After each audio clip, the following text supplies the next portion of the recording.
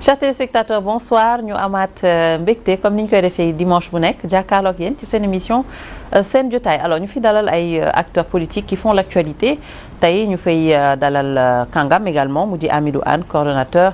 de la cellule d'analyse et de prospective de l'Alliance pour la République APR ñu ngi lay nuyu Hamidou dalal ak jàmm ci plateau bi. Naïcha maa ngi lay nuyu di la remercier ci invitation bi. Et puis di rafetlu jàkkaarloog yow pour la deuxième fois parce que la première fois ci koor gi la woon. Pour ñu mën a am waxtaan sur notre pays ak xam naa ne aussi li xew ci àdduna. Très bien alors présentation bi nag am na yeneen ak yeneen ak yeneen yëpp yu ci topp mais ñu yemale ko fii. On va parler d'actualité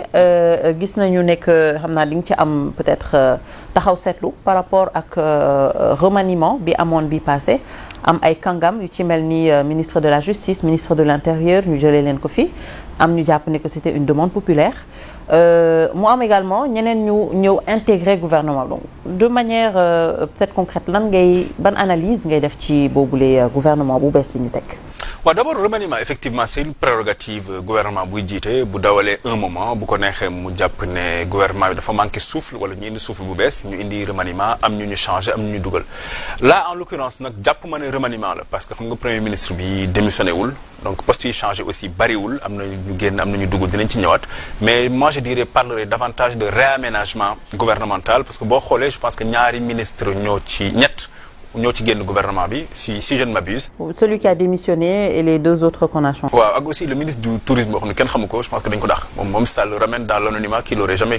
n'a jamais quitté d'ailleurs boo xoolee donc remaniement effectivement donc souffle peut-être ñoom remaniement traditionnellement da ngay jox souffle bu bees wala nga amay orientation économique wala politique yu bees. après nga ne léegi man nii laa bëgg a doxalee damay réorienter après nga def remaniement am loo changé bon bokk na ci nag commentaires yi ñu ci bari mooy peut-être changement majeur yi ci am mooy au ministère de la justice ak au ministère de l'intérieur bon ma jàpp ne c'est tout à fait normal ñu am ay ministres jékki-jékki nga changé leen bokk ma ci nag ak lecture ñu bari ci actualité ci commentateurs yi ma gis ak yenn acteurs politiques yi parce que dañu mel ni dañu bëgg jox un manteau de vertu ministre de la justice bi fi newoon bëgg ko def quelqu'un vraiment ku doon résister et cetera man giseewu ma noonu parce que te li may wax dama koy jéem a teg ci ay firnde parce que tey jii boo xoolee ñu ci bari ci acteurs politiques yi ak ci commentateurs politiques wala journalistes yi ñu ngi ci kaso bi wala membre de la société civile te dara yóbbuwu leen fa lu dul affaire politique boo xoolee tey jii Alliance pour la République am na ay responsables yu bari ñuy jàpp notamment ci rapport Covid boo xam ne cité wu leen rapport Covid boo xam ne turu Moustapha Diop newu ci turu Mansour Faye newu ci ñu jël leen dugal leen ci kaso bi te Ousmane Diagne moomu moo defoon défendre seen levée d'immunité parlementaire dans des conditions absolument scabreuses beneen bi ci topp mooy Badara Gadiaga dañ ko jàpp parce que am nit lu mu wax ci benn émission moom mu répété li kooku wax kooku ñu bàyyi ko nommé nañ ko sax moom ñu jàpp ko tëj ko Abdou Nguer dañ ko jàpp te ba tey ñu ngi wër luñ ko jàppee donc mu nekk ay restrictions liberté ay xeex nasaxal démocratie yi nga xam ne régime bi teg na ko Ousmane Diagne nekkoon seen bras armé donc je pense que def na xëy na lañ ko santoon xëy na am na yoo xam ne amatul juboo ak ñoom ci yenn aspects yi ñu dàq ko mais moi je ne vais pas du tout l'absoudre c'est quelqu'un qui a une responsabilité totale sur nasaxal ak xeex liberté yi fi am Jean-Baptiste Tine c'est quelqu'un qui a été haut commandant de la gendarmerie le général aussi boo xoolee dëkk bi ni muy doxee ci wàllu restriction liberté yi yenn yi bon moom aussi moo nekkoon responsable quelque part et d'ailleurs sax pour fàttali leen ñoom plainte bi Pastef par le biais de Juan Branco déposé woon CPI soi-disant turu Jean-Baptiste Tine mu ngi ci nit ñi dañ koy fàtte donc Pastef da ko porté une plainte avant di ko nommer ministre donc Yacine Fall mi ñu nommé garde des Sceaux bon waaw ministre de la justice garde des Sceaux bon dafay dafa xaw a doy waar nit koo xam ne je pense dañu ko jox benn portefeuille bu am solo muy diplomatie sénégalaise te vraiment wanewu ci résultat bu baax ñu jël ko promouvoir ko def ko garde des Sceaux je ne pense pas que cette personne foofu nekk place am waaw vraiment je pense que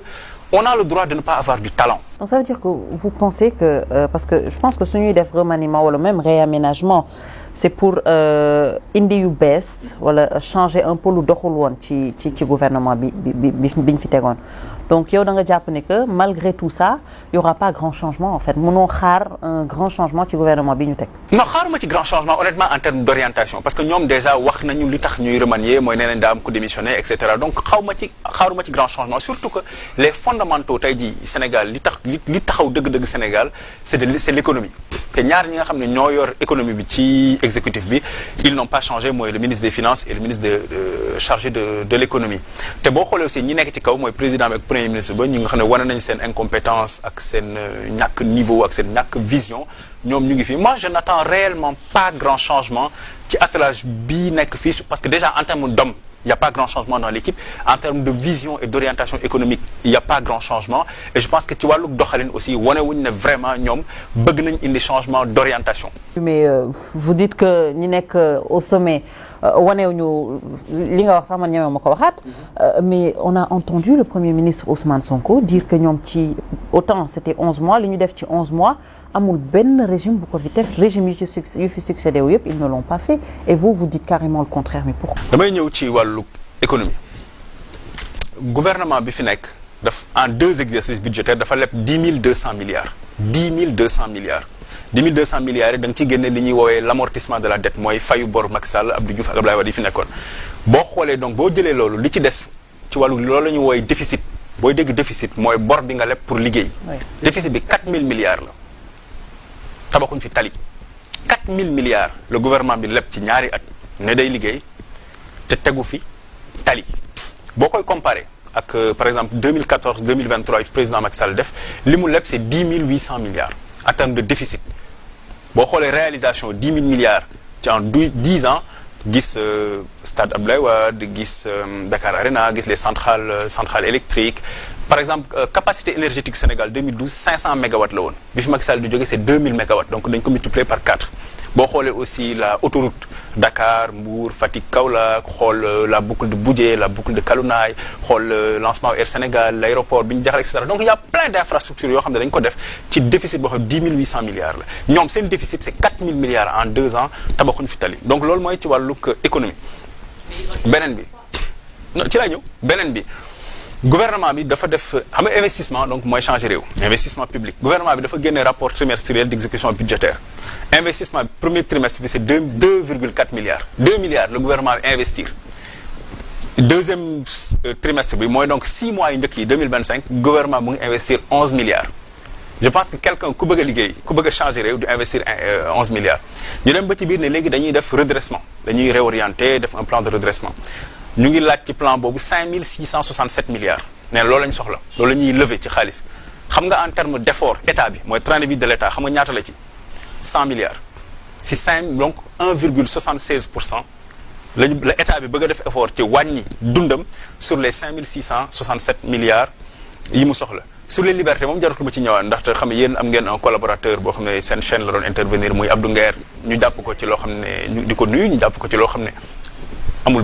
benn solo enfin du waruñu ko sax jàpp Badara Gadiaga wax naa ko léegi ak aussi toutes les menaces yi ñuy def ci liberté yi nit ñi dinañ leen tëj dinañ leen jàpp di saaga nit ñi di saaga magistrat premier ministre nag toog ne léegi les magistrats sont des corrompus magistrats de la cour suprême mu nekk loo xam ne kenn mësu koo dégg ci àdduna président bi toog ne peuple bi dafa war a def pression ci magistrat alors que magistrat c'est ce qui le caractérise c'est l'indépendance donc magistrat mënul am pression ni du gouvernement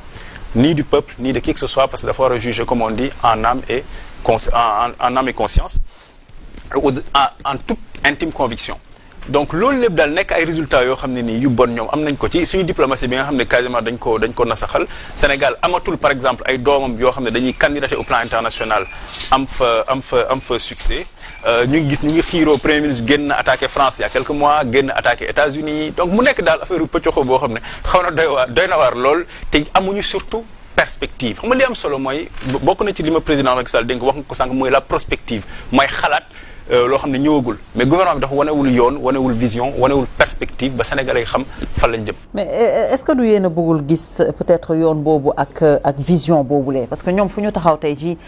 ñu ngi wax fan la ñu bëgg jëm ak fan la ñu fekk lii di état bi quatrième sous-sol ñu ngi koy wax ne que ils ont trouvé quand même un pays en ruine et même quand soo demoon tey jii di laaj à ma grand-mère bi peut-être qu'ils ne travaillent pas ils te diront effectivement mënuñu liggéey parce que régime bi fi nekkoon jël na xaalis bi yëpp yóbbu alors loolu également pour expliquer à une personne qui est là et qui ne comprend pas du mën a comprendre peut-être Amidou yow fan ngay waxee. waaw loolu aussi dama ciy joxe ay chiffres par exemple gis nga ñoom bi ñuy ñëw déficit public déficit boo koy dégg mooy la ngay dépensé boo ko ratioé ak la ngay am 840 milliards la woon déficit Sénégal 840 milliards la waroon wuti chaque année boobu pour combler budget xam nga ñaata lañ ko yóbbu en 7 mois 2300 milliards 2300 milliards la ñu yóbbu déficit bi te boo waxee vision man li may pointer aussi mooy cacophonie ak tergiversation parce que par exemple ñoom dañu ñëw ñu fal leen ci programme muy le programme Diomaye président mu am ay mesures yu bari ci nekk ñu dawal tuuti jékki-jékki ne léegi dañuy indi projet mooy la vision 2005 abandonné nañ le programme sur lequel 54% sénégalais ci lañ leen fal ñu indi léegi la vision 2050 bi nga xam ne notre ami Victor Ndiaye moo ko defar ñu dem ba ci biir ne léegi ñun sax bàyyi nañ vision boobu léegi dañuy ñëw indi un plan de xawma le master la SND mooy la stratégie nationale de développement ñu jógee foofu ne léegi sax dañuy xalaat benn master plan ñu jógaat foofu ne léegi plan de redressement économique et social lañ indi mu nekk daal lu may wooyee cacophonie la ak tergiversation et puis tu sais la gouvernance pas le désir de vouloir bien faire la vision c'est à long terme xam nga booy gouverner dafa am lu wooyee la vision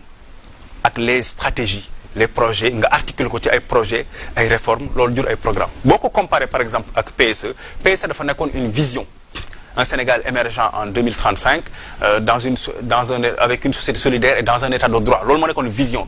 léegi vision bi ñu articuler ko nag ci 3 axes axe bu njëkk bi mooy transformation structurelle de l'économie beneen bi capital humain bi ci topp mooy état de droit ak bonne gouvernance loolu mooy les 3 axes donc vision mu jur 3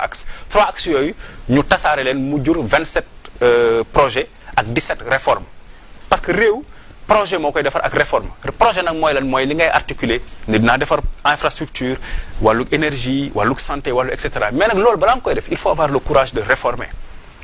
mooy fekk réew mu am ay li ñu woowee goulot d'étranglement nga fexe ba dindi ko ba. comme c'était le cas d'ailleurs hein. Oui exactement léegi 17 réformes la ñu kii woon mais ñoom leur problème ce